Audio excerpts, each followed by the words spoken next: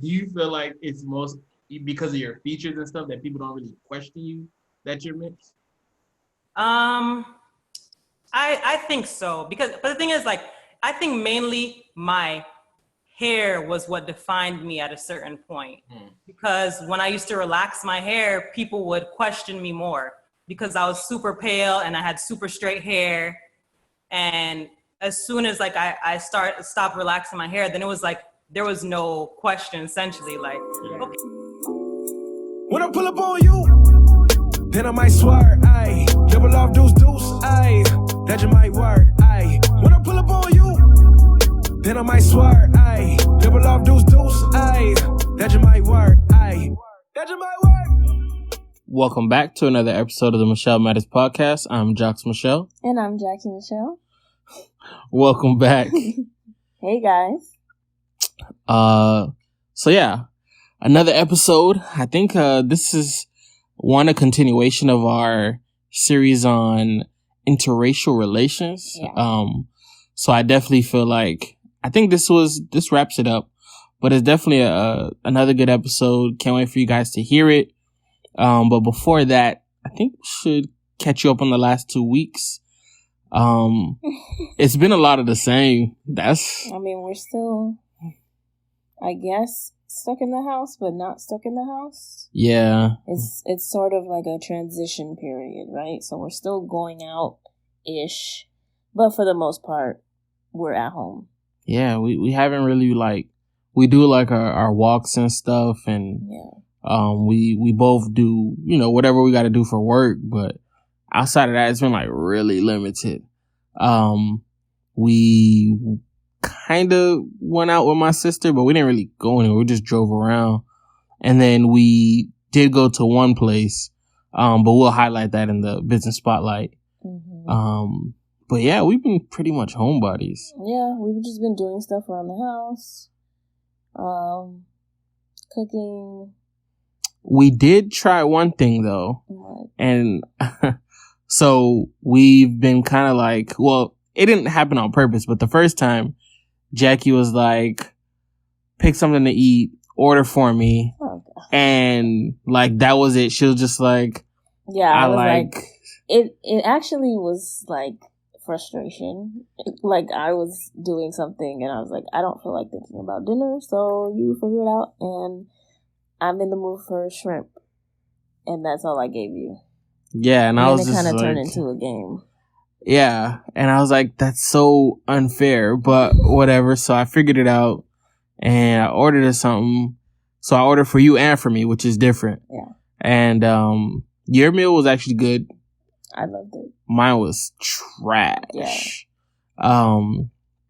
Soggy, I wish I had 2 more hands so I could give it 4 thumbs down. It was bad. It sucks though, because we're trying restaurants that have been on our list but not dining in, so you don't really get the full experience. But I'll tell you one restaurant I'll never go to. Okay. I won't shout them out. I won't give them bad publicity, but they know who they are, and I would never know who they are. I would never go there. Did you rate them on Uber Eats? Yeah, did I? I don't remember. And if I did, I know I gave him a bad rating. Yeah. But I'm not usually that guy. I'm not the bad rating guy. Unless it's really horrid. If you don't have anything nice to say. Yeah, I'm one of those. I let somebody else figure out that it's not for them. I won't tell them that they shouldn't go there. Okay. But yeah, and then so it started with me, and then you recently ordered for us. Yeah. So I don't know if I would want to do this full time, but I think I won. You won what? I won. That was before I knew it was a competition. If I knew it was a competition, I would do way better. I did turn into a competition. So I think I need my turn at a later point, and just so I can I act different when it's competition. When I know it's competition, I turn up. So I think I think next time I'll do better. But yeah, aside from that, I think that's about it. Yeah, we've just been, tuned into basically what I would assume the world has tuned into. different shows, verses, and yeah, that was a war. Not a war, but it felt like my all our friends were split. There was the Brandy crowd, the Monica crowd. I would tell you the archetypes of both, but I don't want to piss nobody off. But there's a certain type of person that likes Monica, and there's a certain type of person that likes Brandy. I don't like that. Hey, I'm okay. That prefers. That prefers. Okay, well, but when you talk about person, are you talking about personality, or are you talking about musically? Because we could get into that as well. I could make a case for both, but musically, not. I feel like musically, I don't think there's anything. I won't say personality. It's a personality thing, not a. Really? Yeah. Yeah, there's memes on it. You don't have to listen to me. There's memes on it. Yes, but that doesn't mean memes are correct.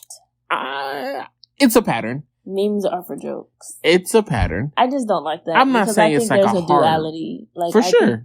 I think, get you a girl that can do both. Yeah. Like, you can do both. Yeah, I don't think it's a hard rule. But, I mean, when I go through kind of the people that have been arguing with me on either side, I'm like, I see some traits. I see some traits. I guess.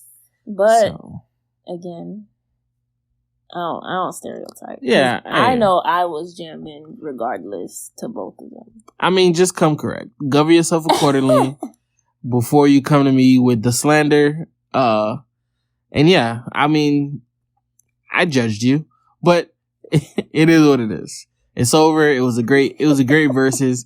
I like both of their music. I'm not even going for it. I like both of their music. Yes. It was a good night, but they're just very, to me, two very different artists. Oh, and they're two very different fan bases. Okay. So as you guys know, you can hit us up on the gram at Michel Matters, or leave us questions at michelmatters@gmail.com.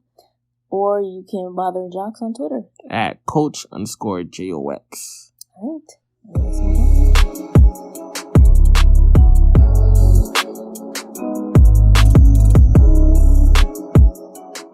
So for this episode, Michel Matter, we have Sapphire and Andy, two very good friends of ours.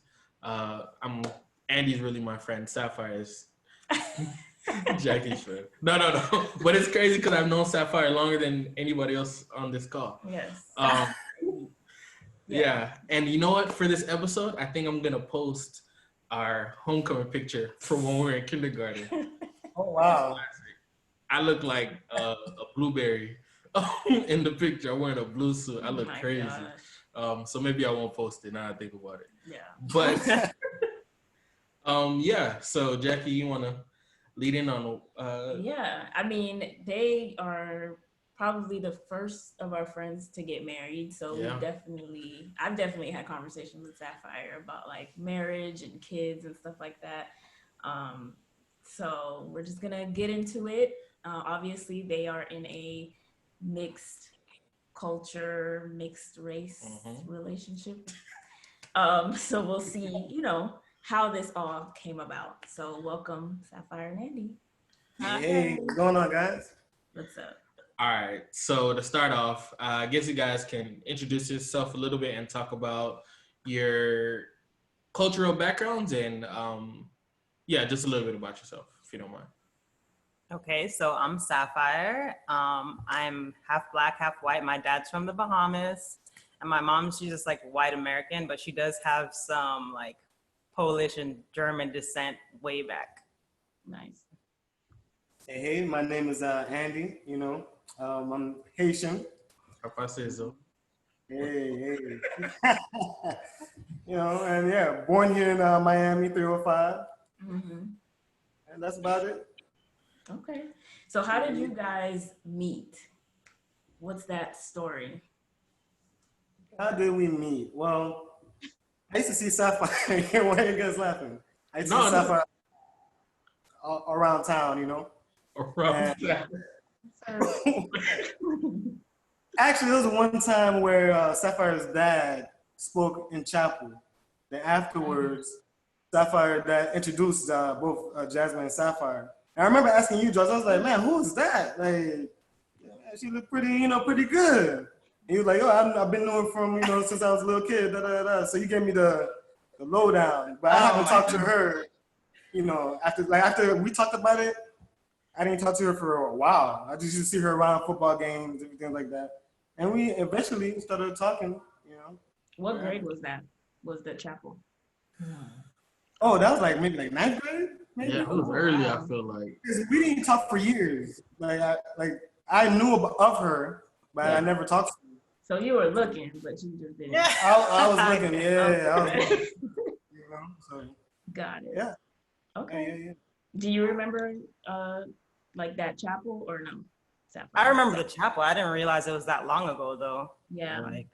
Ever. Especially if you're comparing the time, him and I didn't start talking till I was in senior year or junior or senior year. So to say that was ninth grade, I was like, damn, that was a long time ago. I was looking. Yeah. Not a creepy vibe, but. So then when did you actually when did you actually start talking to her? Getting her attention? What happened? There was something that had happened. The keys, yeah. So I guess Lance stole keys from Jasmine, and he threw them my way, and I'm like, what? Okay, So I hit him, the homeboy. You feel me? Mm-hmm. So it was like, where's my keys? Do you have my keys? She was threatening me, like she a G. I'm like, yo, what the hell, girl? And that's how we kind of started talking. Mm-hmm. From that, time, and got a number. When I finally got a phone, you mean? Oh yeah, after 1,000 years later. But we started talking, friends. That was not my motive. I'm letting you know right now. Yeah. Because a lot of people say, oh, we're friends first. Nah, that wasn't my motive. I got you. Yeah. Same thing. Hey, I'm not here to be your friend for one reason and one reason only. Yeah, exactly. But no, because I kind of remember. I remember just the times that Andy used to call me and try to explain to my man what's wrong with this girl. And I was like, no, you just got to get past it. She's okay. You gotta, it's what's on the inside. No, but no, but I'm talking real too. No, but I definitely remember when you guys first got together. I felt like it was a while, just a talking stage, and then when you finally guys got together, I was happy for you, and you guys got married right away. I feel like. So what was that like? We were talking for a year, right? We were talking for a year. I knew right off the bat, to be honest, because I guess I knew what I wanted. Right. And comparing her to other women out there, I was like, family oriented. Loyal. I was like, yo, that's my type right there. That's my speed. Right. Why wait? Hey, my man. Plus, good friends too. We were really, really good friends. Really, got along pretty well. So. Yeah. Andy definitely. When he says he knew, he wasn't playing no games. I was everything he was so certain on. I'm just like, okay, yeah, sounds good. I'm just rolling. He was so confident. I'm like, okay. My man, hey, it all worked out. Look at y'all now. So what was it like introducing each other to your families then? Because I'll start off with this. Sapphire's dad is intimidating. That did not bother Andy. That was no pressure. It's funny you say that because I think I don't know if people were more scared of me or with them, but it was and nothing phased Andy. He was like that. How everyone on a mission. Andy was on a mission. You heard? Yeah. Because growing up with Sapphire, we're in church and her dad is he's swole, he's brawling. And it's not hidden swole, oh snap, I kind of seen him flex. He came to church in underarm. This is the only person who would dry fit to church. Once you said brawly, that's it. That's right there. Yeah. Right.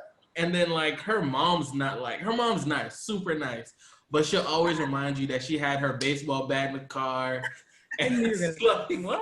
Yeah, she's a softball player. She always reminds you. And I'm just like, yeah, I'll just be her friend. Yeah. I don't want no problems. So yeah, and Sapphire's kind of standoffish. So it's it was layers. Like you got to get past Sapphire, then mom, then dad, but Andy was at the endurance. So then what was that like? Meeting the parents? Oh, it was fine. I mean, that was one of my things, you know, to move forward, how she's going to be with my family. Because, you know, I have 4 sisters. And, you know, if they're not getting along with her or, you know, my parents, and that's a problem. Because we're going to be together forever. So we're going to see each other and family. So once they met and I saw the vibes, I was like, oh, okay, you know, it's perfect. Like, everything's easy going, nice. So there was no complications at all, really. Yeah. Especially with her family. Her family was very, very nice. The daddy, cool, chill. The mom as well. So there was no pressure at all, not at all. Were they shocked that you brought home a Haitian guy, or were they like? Good question. That's a good question. I like that. I don't even think that came up. Like, I mean, you have to consider their relationship. Like, they really shouldn't have any. You know, it's literal. They're black and they're white. Like, you can't get any more extreme than that. Yeah, cause that one I wouldn't have been worried about. I'd be more worried about like, what did Andy parents think about you? Cause Haitian moms especially, like, they're super critical. Yes. His mom loves me, didn't she? I feel like she was right out this is true, and I feel, he said, "Well, I feel like they love her, especially my mom loves her more than me.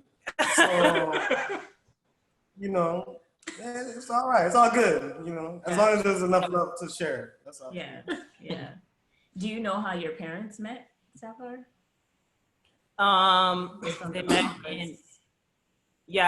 at work. So they used to work at a racetrack together. So my mom came from like Wisconsin down here. They both loved horses, and my dad used to be like he was a jockey when he was younger. So then he started working at Calder Racecourse. I don't know if you guys, it was off like, so it's not there anymore, but that's where they met 100 years ago. And I think like, I don't know, he must have done something lame, like Kat called her something like a white lady's name. And she was like, close, that's my mom's name, but nice. It actually ended up, he called her Julie, right? And that's actually her mom's name. Wow. So it was like, after that, history after that. Yeah. Wow. Okay, so just leading into what this series is all about, we've been doing a lot of topics on race, and like you mentioned, your mom is white, your dad is black. So what was that like growing up? Like, as far as, I mean, it's South Florida, but still, being mixed, you got to kind of find a space. So what was that like for you growing up? They kind of, I feel like for white people, they have that 1 drop rule. So it's like 1 drop of black and you're black. So I've never had a white person ever question where I'm from or what's my ethnicity. Like, they always just think I'm black. But then, growing up, there's some black people who will tell you you're not black. And there's other black people who are like, they try and like qualify, like, well, which parent is black? Because if you're your dad, then you're black. And I'm like, okay, I made it, so it's like they just have you have so many different rules. Everyone's perception is different. They try and define you in a different way. They try and define your blackness. Right. But for white people, you're just black. Like, it is what it is. Yeah. And I feel like, my parents, they did a good job. It's like, okay, accept both sides, but kind of in the world, it's already chosen for you. And, and I feel like a majority, especially being in South Florida, like a lot of black people accept you and, they accept you as black. Some people literally just see me as black. They don't think that I'm anything else. They don't think that I'm mixed or whatever. It just depends on how people really perceive blackness. And everyone has their own different rules. So I think my parents did a good job. Is just like explaining this is how it was going to be when you go out in the world, and you kind of just have to take it from there. And I kind of just ended up identifying or accepting, like taking my black side more so, I guess, just because of the environment that I was in. But to say it's not difficult, because you're young, you're trying to navigate where you feel most comfortable. And I just end up I feel like my Black side, I'm more comfortable with it. I relate more to it. But I guess essentially the world does definitely play a role in how, which you end up choosing and where we grew up. Right.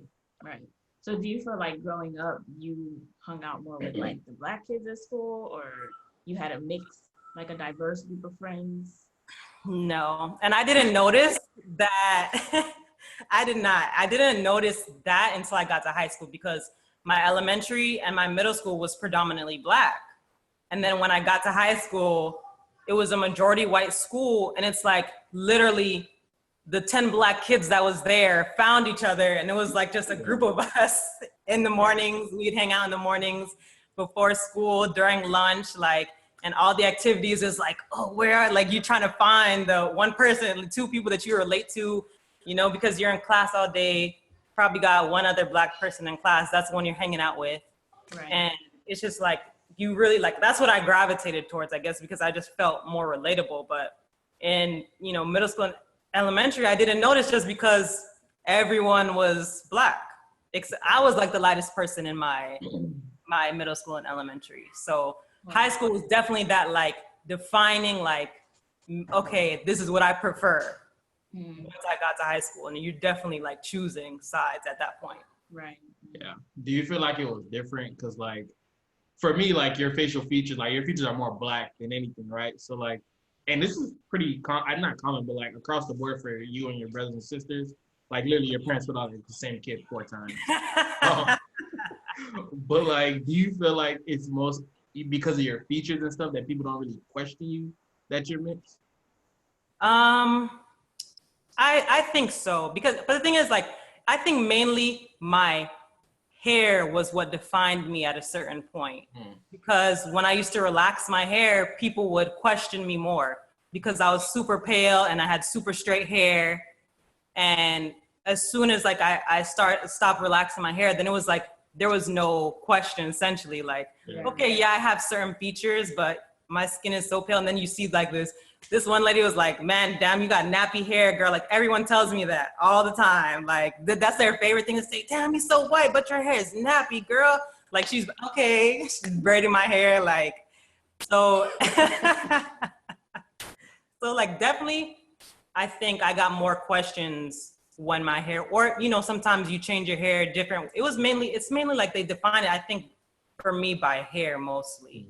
Yeah. That they were questioning it. But now that my hair is natural in its natural state, no one ever I get less people. They more so question where I'm from, not whether it was more so your heritage as far as whether you're mixed or not. Got it. There was another question I had about growing up, when you were filling out FCAT, or you were filling out any forms, is it a pause, you get there and this could get me a scholarship? No, but do you? So there was a time where it was Black, white, and I would just check both, essentially. But then as I got older and as the years went on, it literally changed to 2 or more races. So I would just check that instead. And sometimes we used to make jokes oh, we'll put white because, we'll get a better grade if we put white on our. So sometimes we would used to check that. But essentially for me, my parents made me feel comfortable. Okay, I'm going to just check both of them off. And that's what it was. Gotcha.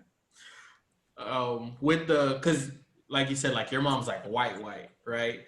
So You have to say it like that. Nah, I mean, I'm on cool. It's not no shade of them. I'm on super cool. Yeah. But with her side of the family, right? Was there any adjustment?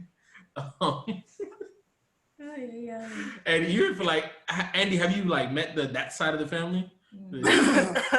Yes, you went to the country. You guys went to the country and stuff to see her family before, right? Yeah, we went to Minnesota, and they're polite. No disrespect, right. But you kind of feel that Trumpish thing in the air. But no, I can't say they ever disrespected me or I felt like uncomfortable. But you sense it, you feel it. Like we have this superpower. Like you kind of know. You feel the racism in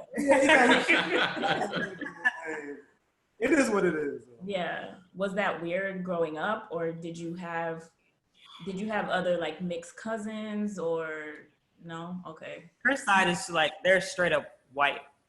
There's no mixing that I know of.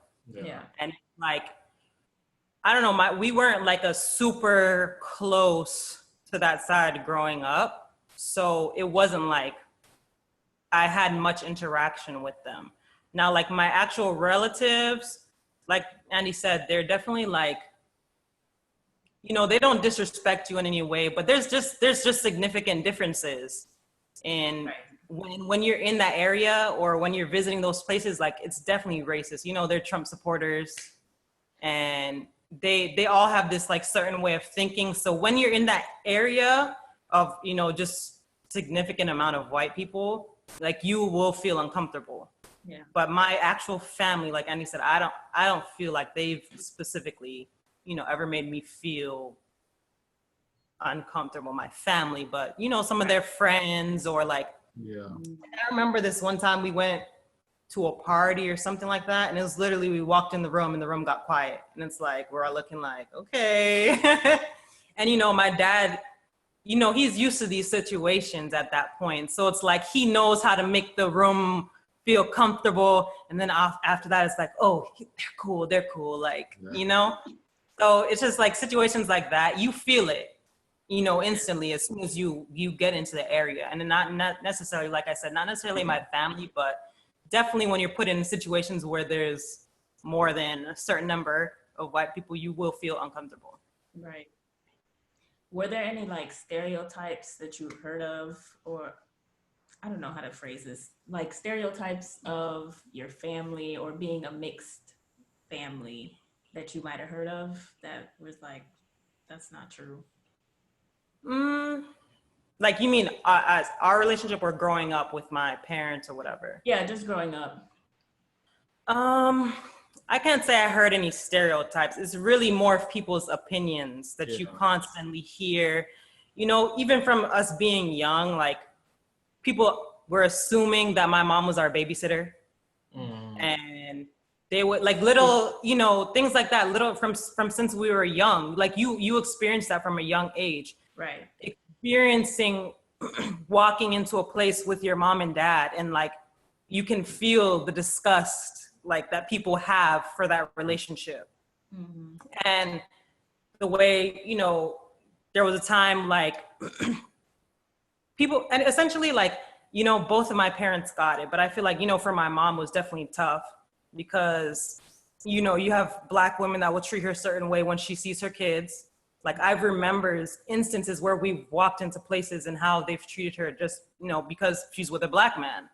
And then at the same token, white men are literally disgusted with the fact that you're with a Black, you know what I'm saying? Yeah. So it's like, I feel like she especially would have had it tough. You know, obviously the Black man's experience in America is just as, you know, it's 10 times worse, but for her raising children that are mixed race and going in places and environments and like having to remain strong for your children and like making, you know, like it was tough for her. And I can definitely, I wouldn't say necessarily stereotypes, but there's definitely instances where, you know, you could tell the mistreatment of her and us. And, you know, there's throughout my whole life growing up, even now, you know?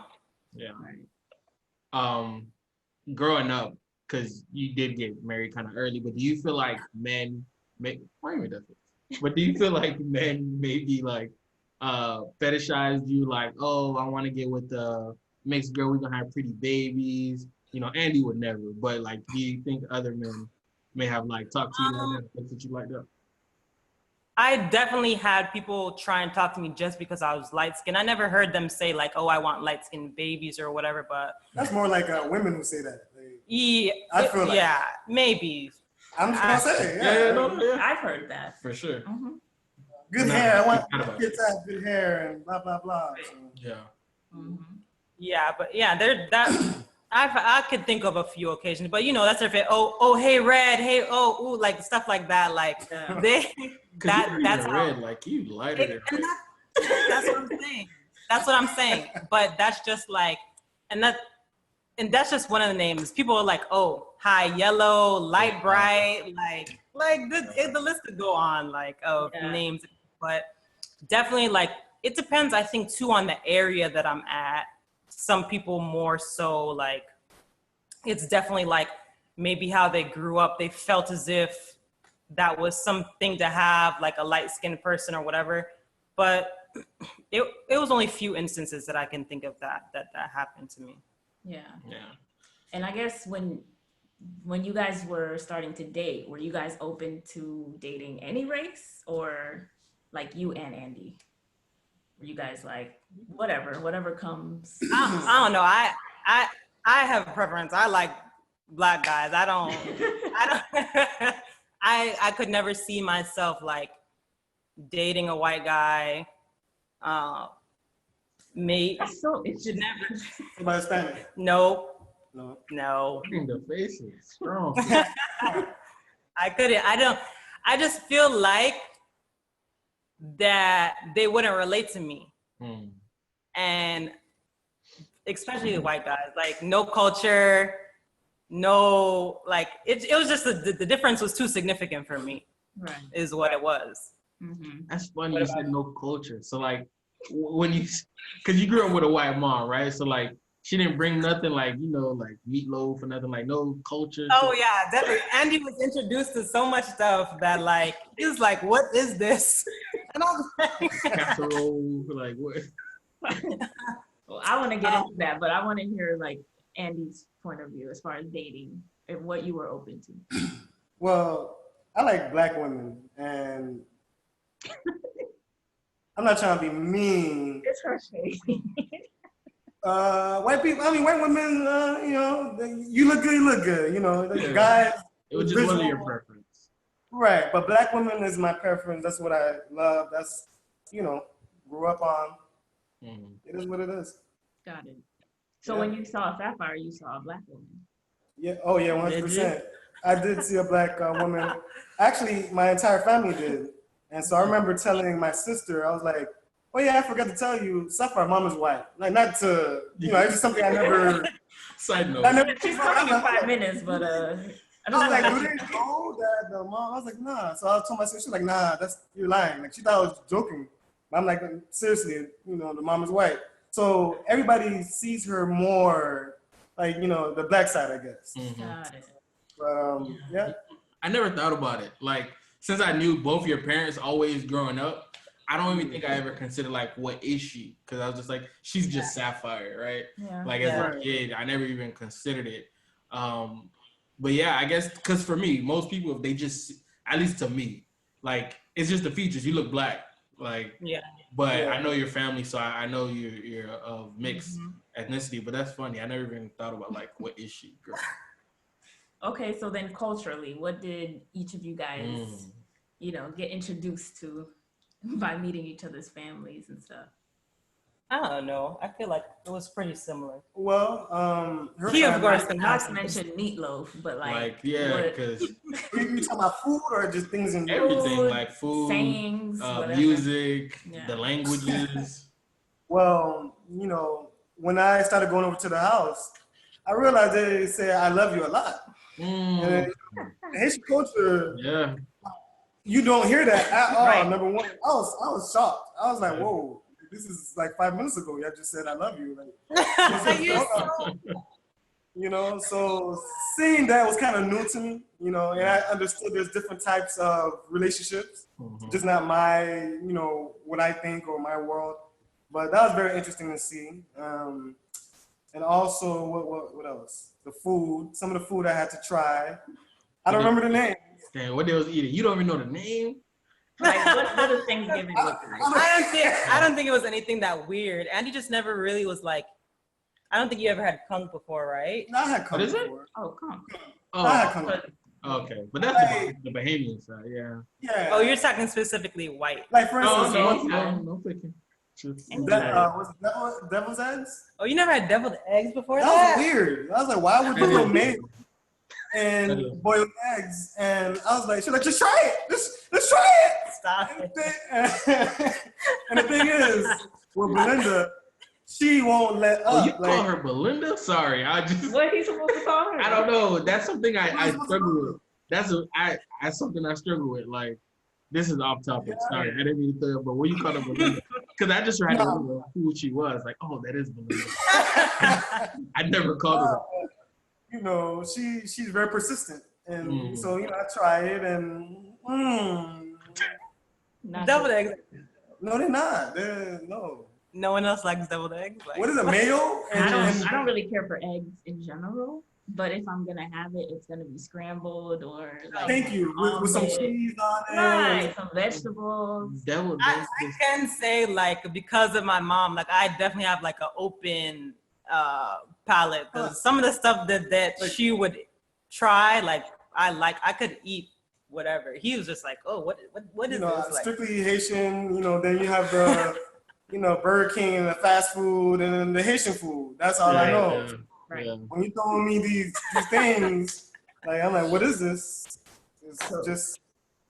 You saying Wisconsin? I met a girl who was from there, and she said that like they put a lot of stuff in gelatin. Is that something that your mom had that before? Okay. Why? Jackie showed me the picture, and I was like, no one should eat that. I was like, why is there meat? What do you mean? Like they put like meat in Jello. You was about to say? Yeah, I was gonna say. I saw that before. I don't like it. That's what I'm talking about. And my mom would never make that. She doesn't make that. Okay. Did any of that stuff make it into your house? Like into your house now? She definitely she made a lot of like breads and stuff that we like. Like she does banana bread. She does like the zucchini nut bread stuff. Like she was definitely like into those. As a kid, I didn't like it, but now I'll like eat the zucchini bread or whatever. I can make that, but like I don't think everything was that bad. Like, wait. Do you still make some of that stuff in you guys' Well, since we went vegetarian, like we kind of cut out a lot of stuff. So no zucchini nut bread though. That could have made it. No, that yeah. Okay. So what did like Thanksgiving look like for you guys once you guys started? Once you guys got married, what is that? We kind of went to both houses, girl. Like, so you get a Haitian meal and you get. What's vegetarian Haitian Thanksgiving like? Or has it happened yet? Rice and rice and beans. Okay. Yeah, no, true. Mashed potatoes, macaroni, corn, all that. But I'm more so than the food. Like, does your parents like? No, just try the turkey. Like it's good. My mom was they're not like that. They're actually happy that that I'm trying to be healthy and everything like that because I never ate vegetables when I was younger. So them seeing me eating vegetables, they were very shocked and happy. So there's no pressure. Yeah. Nice. Thanksgiving be straight though. Even at her parents' house, pretty good. Good food.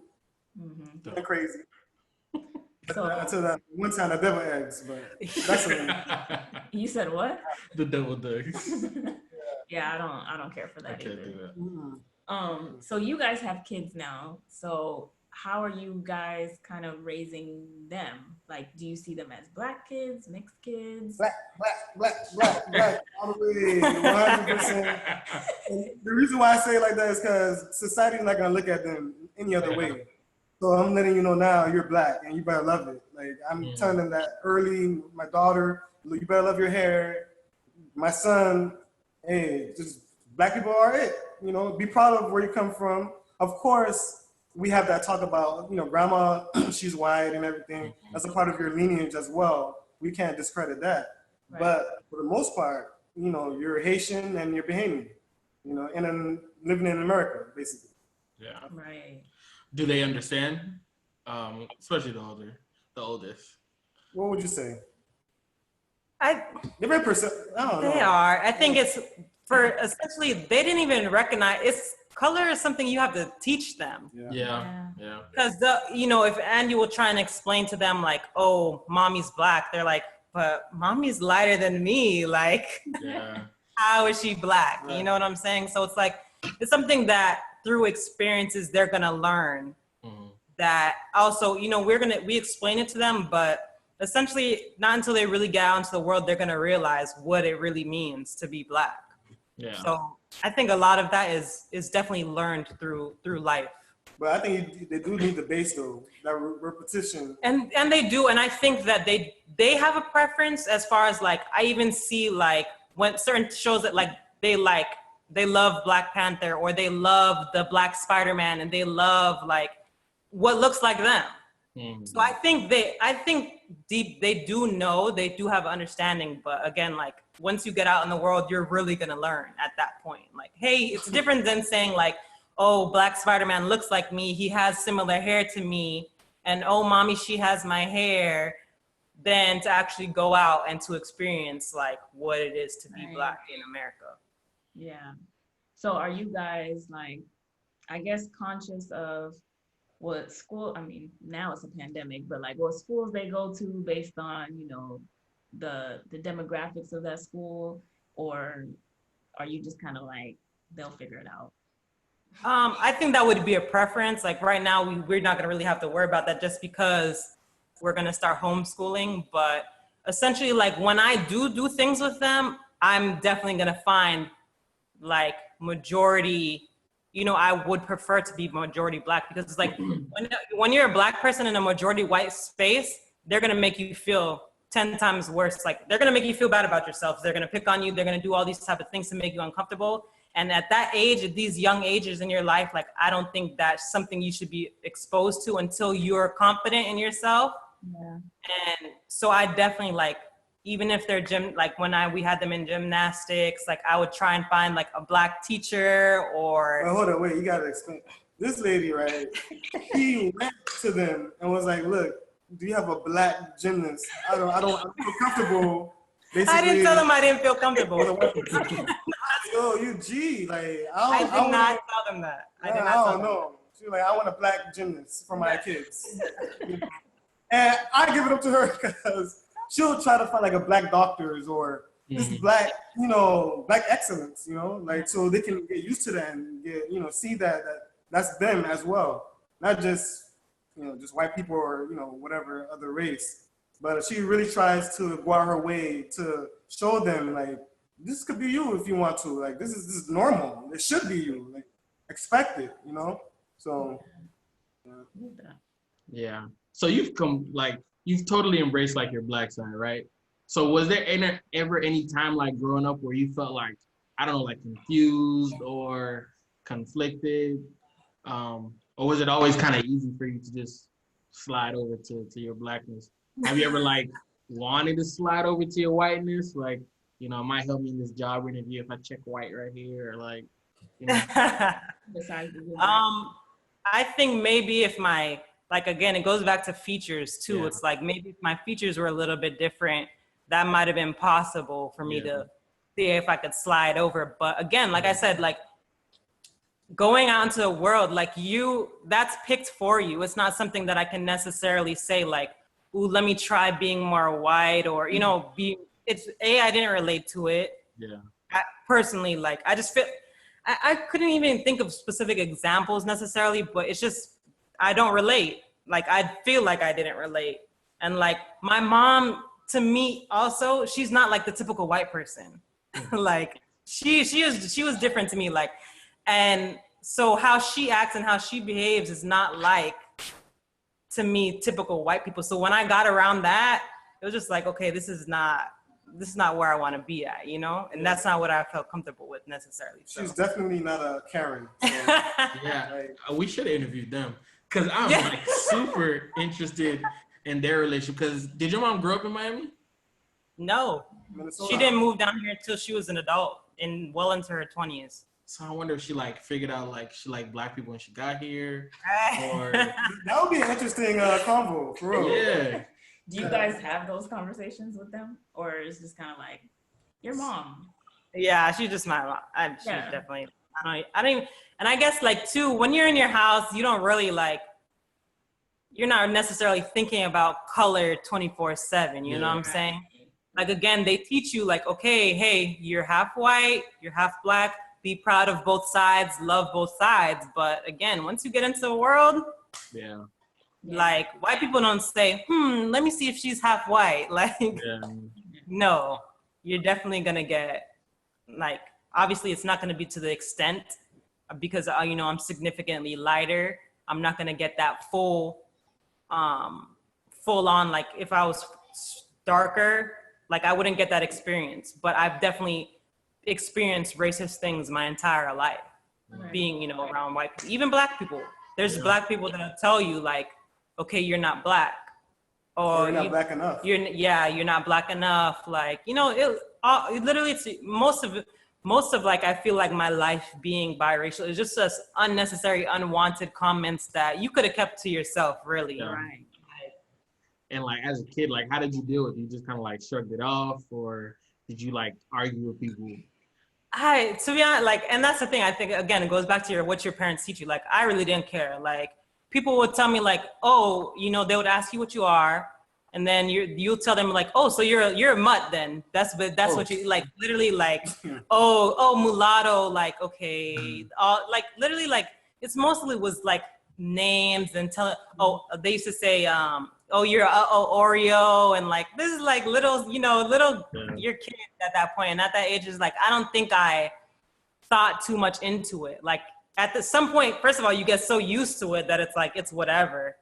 But again, my parents were like, it is what it is. Like, you're not gonna like go cry in a corner because people are talking about you, you know, because you're mixed or biracial, you know. And on top of that, some people will kind of like try and put you in your own space. Like, okay, you're not black, you're not white, you're biracial, you need your own category. Like, you're essentially like trying to tell you like you're not black.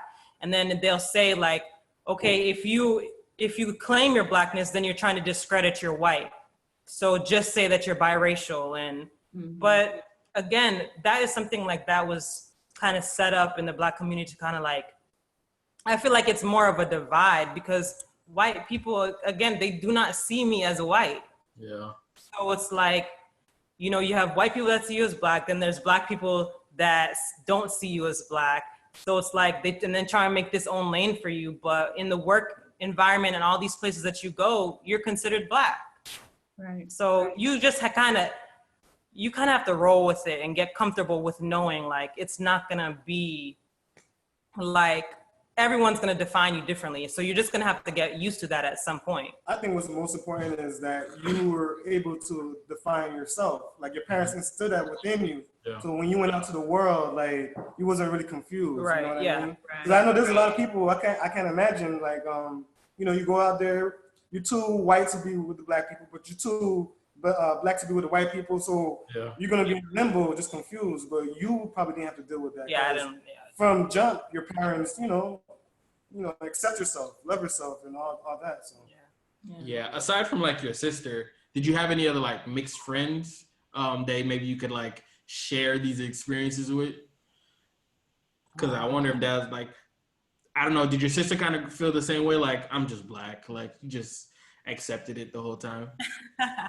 I think for the most part, and then she had more friends like of different races. Like she had a Spanish friend. She had, I think she may have. She's more actually like, I feel like she definitely had more white friends than I did. Me, like I was literally just like all black people, maybe one Spanish girl, and that's what it was. I think she's like easier to talk to than I am too, for sure. So it's like she definitely, A, she had way more friends, and B, a lot of people felt she's more approachable than I am too. Definitely. So it was definitely easier for her to have like, and like, shoot, I remember like I worked in Boca and like there was these two white girls there that didn't talk to me for the longest time, like, and they're friends with Jasmine, and they'll be like, oh my gosh, your sister, she's so scary. This and I'm like, okay, I didn't do anything to you to make you feel like I was scary. But again, like, she's definitely, like, she's more approachable. I think it too is the approach. Like, she's more approachable, she's more open. She definitely had a wider range of friends than I did. I was just like, pretty much all my friends was black. Yeah, you were pretty mean. So no, if we're gonna be honest here, right? Listen. No, what? Growing up, I never forget. Like, I was as a kid, because we went to school together. I remember vividly, like, complaining to the teacher that she was mean to me, and she's like, you know how when you kids you hold hands and you walk in line? Oh, yeah. She used to like squeeze my hands and like grip me. Bully you. Yeah, in a way. And you know her dad, she probably learned the grip. She probably learned the grip from her dad. You know her dad got that strong. That grip still works. People get scared from that. I'm telling you, it was layers. To get to Sapphire, one, she's mean, so you got to get past that. Her dad, I'm sorry, it was just, I applaud Andy. Andy didn't have no problem. Andy was on a mission. And I applaud him 1,000%. It's like, I'm telling you, they're cool. That is cool. I get what you mean from the outside. It may look intimidating. Yeah. All good. Yeah. So also, like, you both have siblings. So how are you guys? I mean, not all of them are married or with someone right now. So how are you guys like blending everything? Because I'm sure they might date people from other races. Like also like getting your kids involved in like that blending process so that they understand like, oh yeah, well, auntie whatever is from some other place and that's why she acts like this or whatever the case. I don't think, well, my youngest brother, he's married and she's like, she's Spanish and Jamaican. So again, something that's relatable and comfortable with. Yeah. My middle brother, he actually started dating a white girl.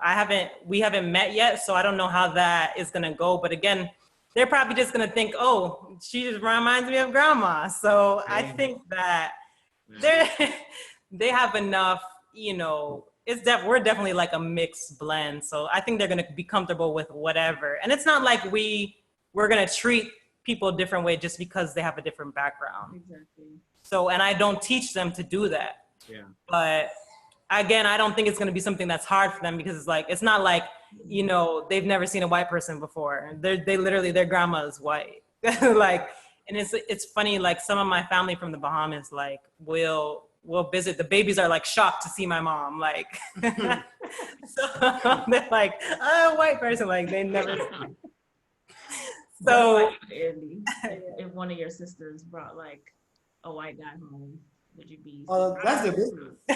I don't care. You know, I'm cool with everybody. You know? Yeah. But yeah, as long as they treat my sisters well, that's all that really matters at the end of the day. You know. Do you feel like growing up in a mixed family, like it helps you navigate maybe like the way things are right now? Because a lot of Black people have certain perceptions of white people, and you know, a lot of that's taught behavior, but you grew up in a mixed house. Do you feel like that kind of helped you a little bit or shaped the way you think? I think that my mom was too, like, again, she's different than other white people to me. So I can't even say like I could navigate easier, because once you are in like a area with true white people, you're it's still like a culture shock. Like, yeah. Especially like when I started working in Boca, I'm like, man, it's just so different. Yeah. So, and that's the thing too, she's different, to me, she's a different white person. So I can't say like being around her kind of helped me navigate any different. I mean, she's just so open to everyone and so friendly to everyone. And she just, you know, she loves people. So it's not like the same situation when you go out with, you know, other white people. It's like, then you're like, okay, this is not how my mom is. Yeah. So I can't really say that helped me navigate through anything. Again, like, and on top of that, growing up, you're seeing the experiences that she had, like, of racism and stuff like that. That's just something that you grow up with. Like, yeah. So it's if anything, you at a certain point, you just get used to the racism, and you know, like you can't really navigate through that because every situation is going to be different. Yeah, because from that, I guess what I think about is, since you grew up with both, right? Is that kind of validate that maybe Black people are more accepting and white people are less accepting? Because if you feel like knowing your mom's just different, which means the opposite of your mom is what most white people are like. Exactly. So you probably think that it's mostly that white people are not as embracing than black people. Absolutely. Yeah. Yeah, absolutely. And two, also it's who you surround yourself with too, because again, there are Black people who don't, I've had straight up like, okay, they don't even really want to like talk to you or be in the, like, those extreme, like, oh, you're not Black, you're not true Black, like they're going so hard, but those are few and far between. And then again, you have to surround yourself with people who are going to accept you. And the only time I ever really deal with white people is in a work environment. Yeah. And you do your job and you leave, like, and just call it a day. It's not like I'm not going to be sociable with you after work and be trying to hang out with you and do all this stuff because I know it's not going to work. Well, you can't say that. There's certain white people. Friends, you know. Those, I think that was mainly Jasmine's friends, and I'm just like, oh, she's a little bit cool now, but that is being a little bit extreme because there are definitely, again, if you're saying there's white people that are opposite than my mom is the majority, but then there are going to be the white people that are like my mom. And when you do find them, you will be comfortable enough to hang around them, but it's so few and far between that you maybe have one example of that in my work experience. Yeah. Did you have anything else? I didn't have any other questions. No? Yeah. No, but this is definitely fun. Yeah. I appreciate it. So yeah, I don't know. I don't have anything else. So Did you guys want to add anything? Oh yeah, you guys. Do you guys have any questions for each other? I always like that. Like, I'm sure they've already asked. No. Yeah. But good. All right. Now, what were you gonna say, Andy? Now, I was like, what do you think when you see like a mixed person? You guys, does it matter? Does it, how do you guys feel about that? Yeah, I don't know. For me, I just think about, because all the mixed people that I've seen, aside from you guys, now I think about it, it's like, because I saw you grow up, so I never even thought of you as mixed. But like kids that I know that are growing up mixed, I know like a little bit less about them. I always just kind of feel bad for them. Like, where do you fit in? No, because it's hard for them to find somewhere to fit in. Yeah. And it's like they'll be hanging out with, and I've seen it, where they hang out with like the Black kids, and the Black kids like, oh, be quiet, white boy. And I'm like, he's not even white. Right. Like, I mean, he's half white, but he's in a space where he's around all Black kids. And he's the white boy because it's all Black kids. But I'm pretty sure if he was with the white kids, like, he doesn't even look like them. Yeah. Right. So I always just kind of felt a little weird for them. They're out of place, essentially. Yeah. So where does that stems from? Where, like, like you said, they're in a group of Black people, but the Black people, they're not accepting of them. Where does that stem from? I think it's kind of the opposite of the one drop rule that white people have for Black people. Like, sometimes Black people hold that for other Black people. It's like, you're not 100% Black, so it's like, you're not Black enough. Or, and even little things, like you see it with kids where they talk a certain way. Oh, you talk white. And it's like, bro, like, it's not proper. Yeah, and it's like, why are we separating people based on little things like that, right? And it's, so if we separate somebody for the way they read or the way they talk, imagine if they have a parent that's the opposite color. You're definitely not Black now. Right. So, I mean, self-hate. I don't know. School age stuff too. What do you mean? Like that happens. I feel like that would happen to any mixed person going in middle school and elementary. Like that was pretty much my entire like school experience. Yeah. So yeah, that's definitely part of you. Again, having to be comfortable with yourself because I guess I would say like that's kind of what I think too. Like usually you feel bad. Well, no, I don't feel bad. I just feel like, how is the world gonna see them?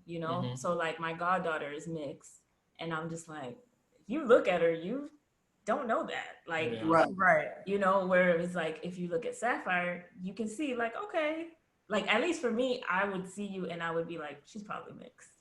But I would know that because your skin tone is lighter, but like your features are more black, whereas like her, like you wouldn't know, like you would probably think she's Hispanic or like even Greek or something, like something far out, European, and I don't know, I just feel like, okay, so what is the world gonna perceive you as? That's mainly what I think of. And then I think of like their parents, like how did this happen? Like that's usually what I'm like more interested in. Yeah, I just think about, because some situations not always, but are easier than others, right? Yeah. So imagine like someone like your goddaughter, what if she identifies as black, but the world sees her as white? And it's like, wait, how do you, and then you see someone, right? Especially visually, if you see someone who looks white, and then they tell you, but no, I'm black. And it's like,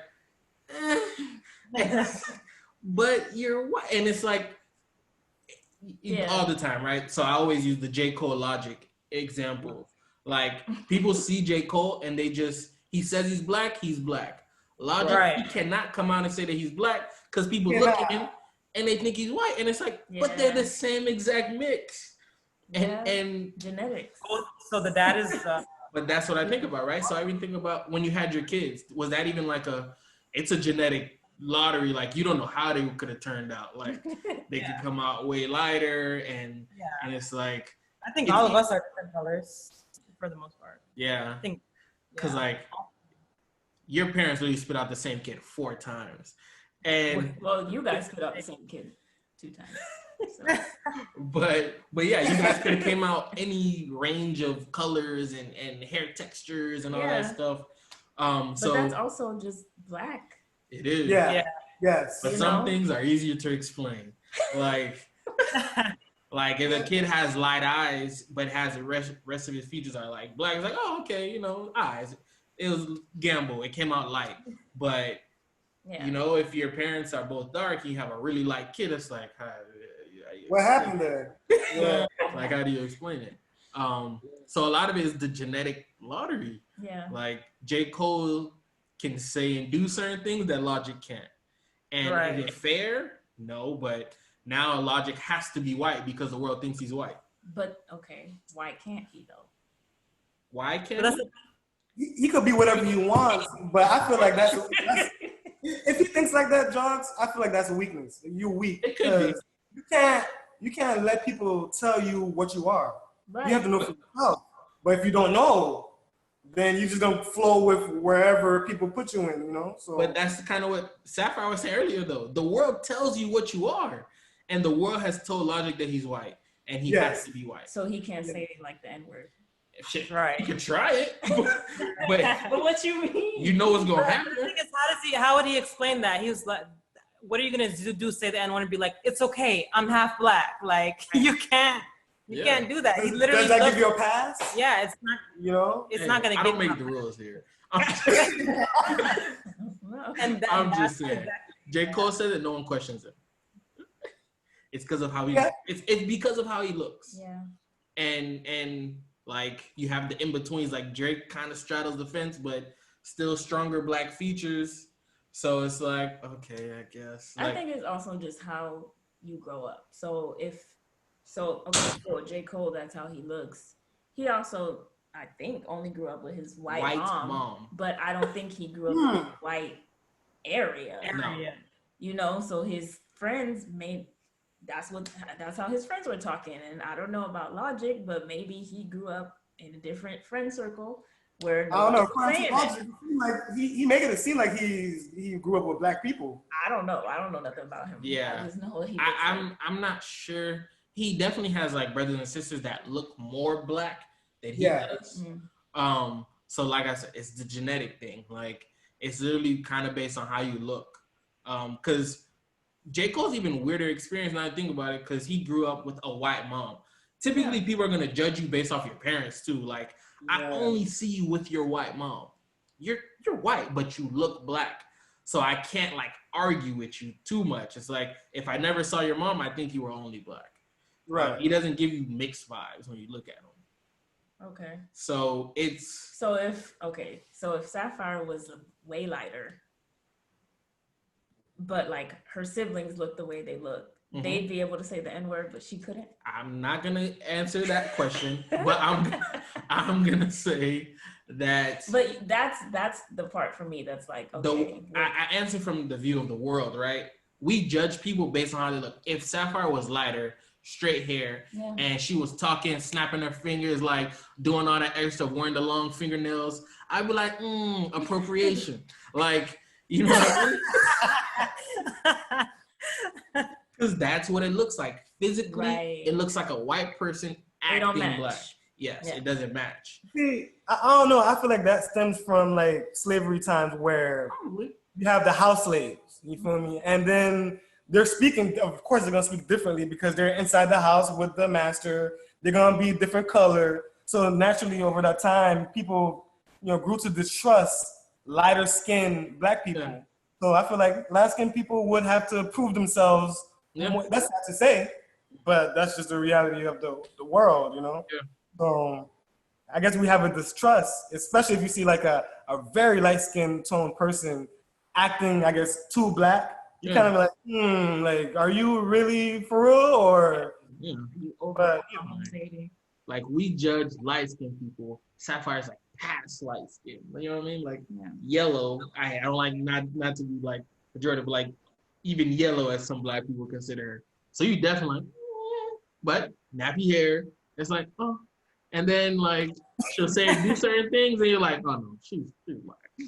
But it's only because of how she looks. Right. She couldn't pull that stuff off with straight hair.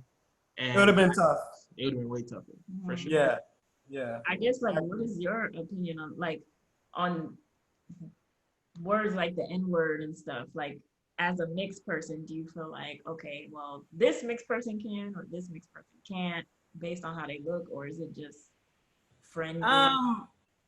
I personally don't say I would. I don't feel the need to say it, but everything is based on the world's perception, and there's gonna be some people like I've literally heard someone tell you're too light to be saying that. Like, so I mean, you're light skinned, you're black, but you not the right tone to be using that word. So it's really like how the world perceives what they deem is like okay to do. And I personally don't do it at all. I don't find it necessary, but if you want to take that chance, you like a little bright, then it works for you. I ain't going to do it. Yeah. That's interesting. Yeah. But we don't make the rules. Yeah. But yeah. All right. You have any more questions? Andy led us down a whole nother. I know. Part of the interview. I like ready for it. No, that was good. That was really good. But I thank you guys for joining our podcast. Thank you. Thank you. This was a good conversation, and let's move on. All right. See ya. Bye.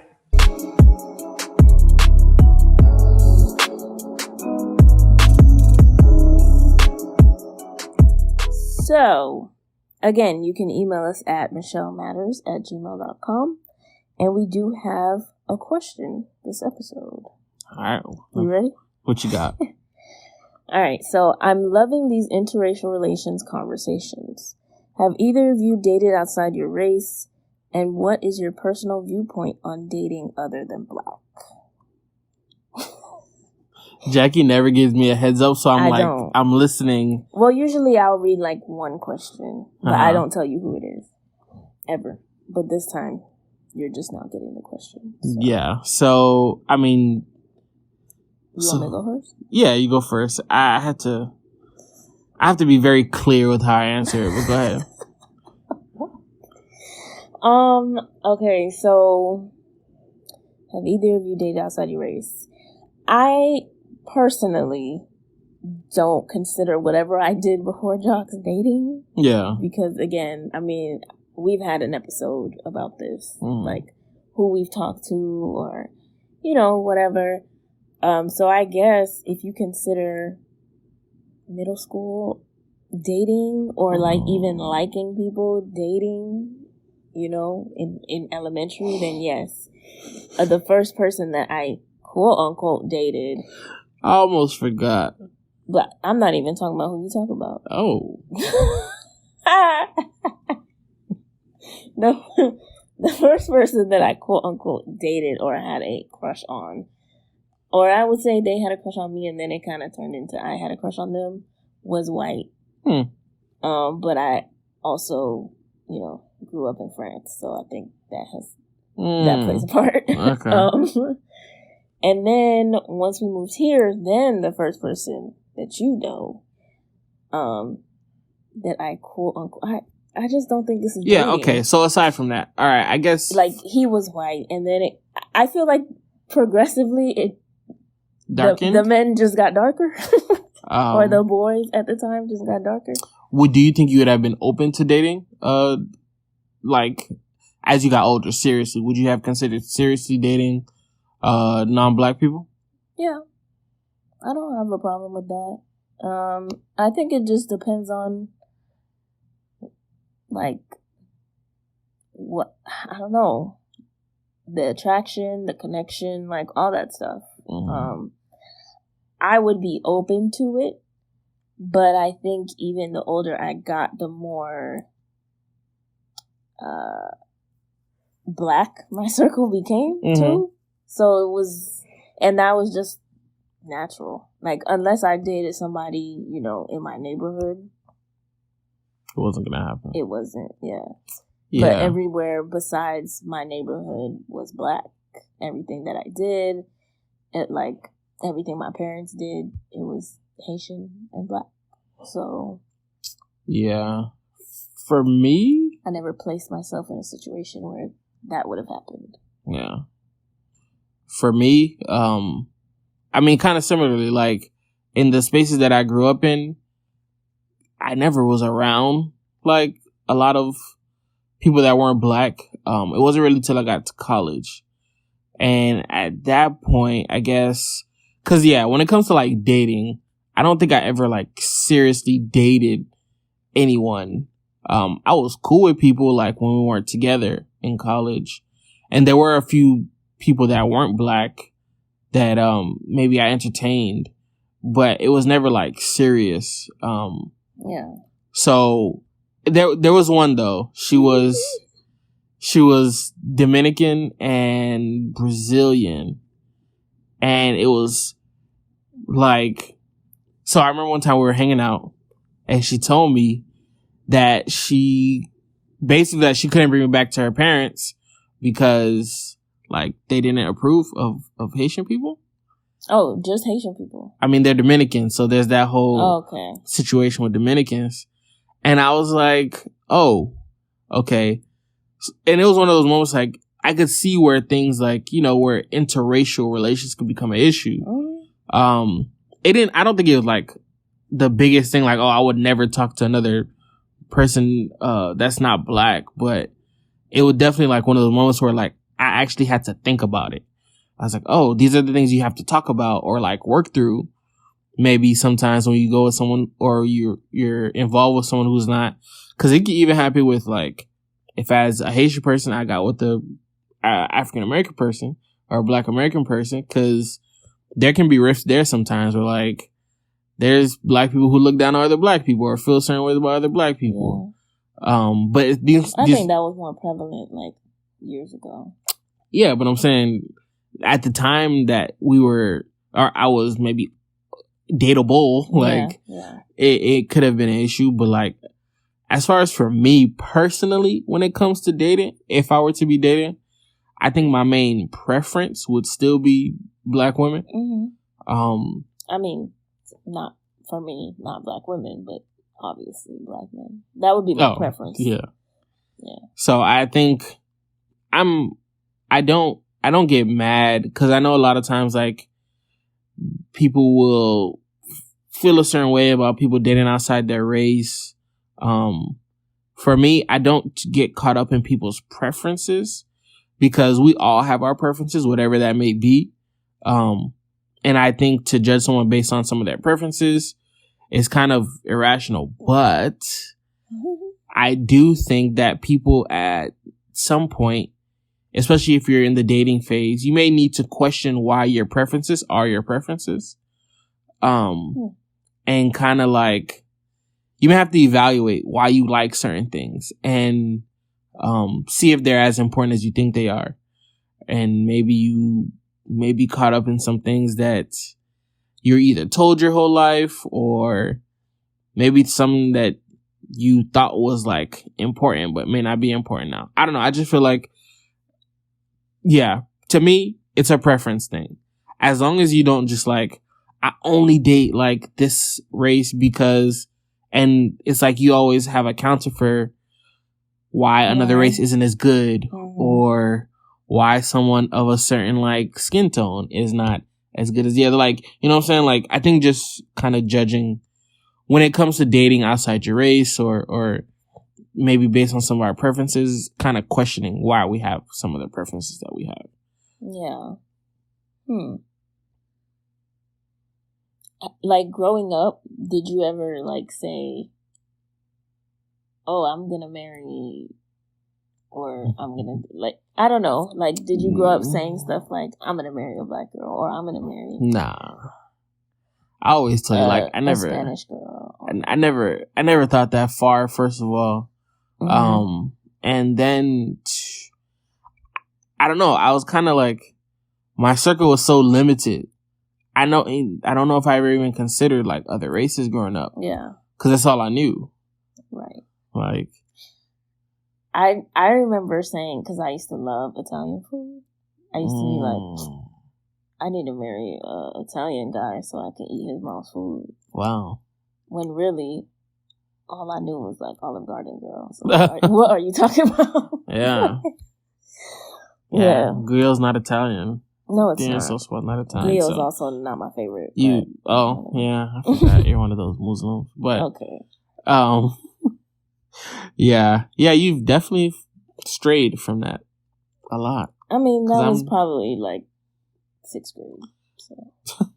Yeah, I never considered who I would marry when I was like younger. I kind of knew what type of person I wanted to marry. That was maybe when I got a little bit older. But I never had a picture of what that person looked like in my head. Yeah. No, I didn't have a picture either. Unless you count the celebrities that's on like TV and stuff. Even that was like a diverse group of people for me. No. And I won't get into that. But yeah, that's what just... you mean? No, I mean, it's just always kind of been like my circle. Like, I never... It wasn't really like a strong spectrum. It was just kind of black.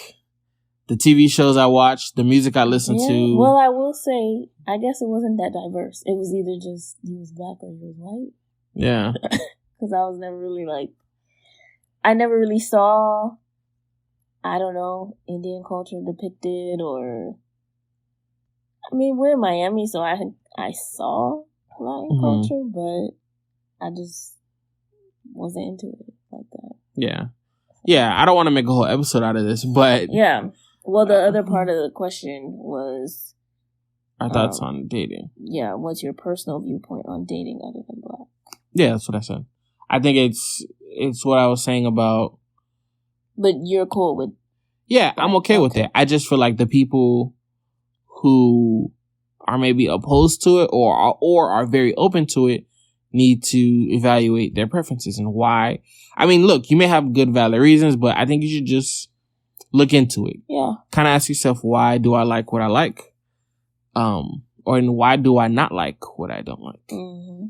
And yeah, just make sure there's no inconsistencies or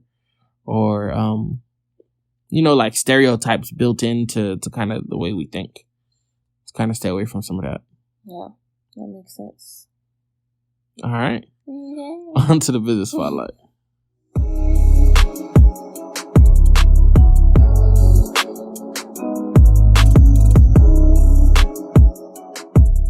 So for this small business spotlight, we wanted to highlight Cleveland's Old Fashioned Ice Cream. Mm-hmm.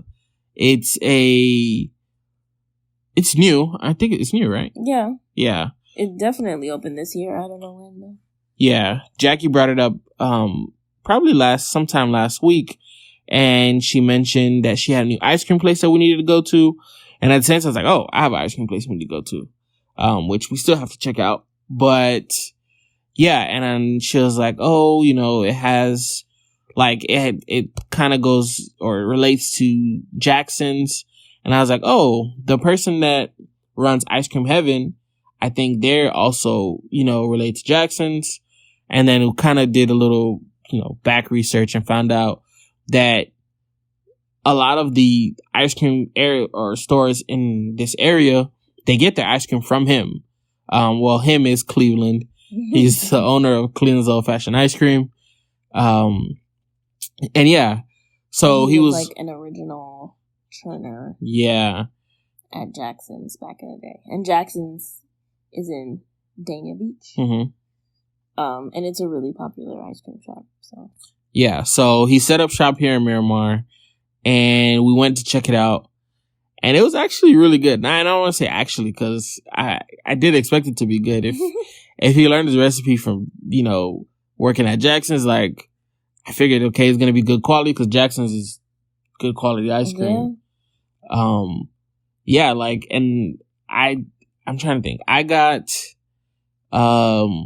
so they call it the 2 scoop, but when you watch them put it in, they put definitely way more than 2 scoops. Yeah, because I definitely asked for 1 scoop and they gave me like 3. Yeah, so they're generous. They're generous with the scoops. I ended up getting a scoop of mango and a scoop of soursop. Which if you like, or if you're Hispanic, you know it as guanabana. If you're Haitian, you know it as coleslaw. Like, so it was definitely, I seen it, and that's not a real common ice cream flavor. But if you're, you know, from the Caribbean, like that's a really good one. So they did a really good job. Milk. It does not. Yeah, it does. It does not. But anyway, I thought someone with taste said something, or no taste said something. But yeah, so I had that. What did you get? I don't even remember. I got Oreo cheesecake. Something cheesecake, yeah. It was good. I got it in a waffle. You got yours in a cup. Yeah, I always get my ice cream in a cup. I always get a waffle. So yeah, there's definitely, it's starting to build up. With Judy. Yeah. It's not like a Jackson's line, but it was a little bit of a line. I mean, it's a social distance line. That's true. That's true as well. Yeah. But definitely recommend checking them out. And they're open pretty late. I think they close at 11. Mm-hmm. They have a lot of vegan options. Yes. Which I was like kind of surprised by. Yeah, I didn't expect to see, like, the first couple flavors you see when you walk in are the vegan ice creams. Yeah. They have a good amount of flavors. It looks like it's like, you know, a couple 30, 40 flavors maybe. Mm-hmm. So okay. They have a lot of options. Definitely check them out. I think that might be the go-to. Yeah. Yeah. We like ice cream. Well, I do. It's a Michel thing. That's definitely his thing. Like his family thing. I just kind of bring up ice cream because I know it's nostalgic for you. Yeah. So it's like, okay, I know he's gonna like it. But yeah, I could do without ice cream, honestly. But it was actually really good. Yeah, ice cream is a top tier dessert. You're crazy. Ooh, no. It is a top tier dessert. I like warm desserts. Okay, well, with ice cream on top or something cold with it, like this small business spotlight is about ice cream, correct? And we're not gonna slander. But you can do that. You can have the warm cone or the warm, you know what I'm saying, syrup or whatever on your ice cream. Well, this was a great episode of the Michel Matters Podcast. We're gonna end this on a good note, not slandering ice cream. You guys definitely need to go check it out. No, I'm not slandering it. I'm just saying it's not my favorite. But it was a really good ice cream shop. Yes. We'll definitely put the information in the description. Yes. Check them out. Once again, don't forget to follow us on Instagram. We post all of our small business spotlights on Instagram. Mm-hmm. So you can follow them and see what we're up to. Yeah. So yeah. I think that's it. I think so too. Another episode in the books. All right. See you. Bye. Peace. When I pull up on you, then I might swear, ayy. Double off deuce, ayy. That you might work, ayy. When I pull up on you, then I might swear, ayy. Double off deuce, ayy. That you might work, ayy. That you might work. That you might work.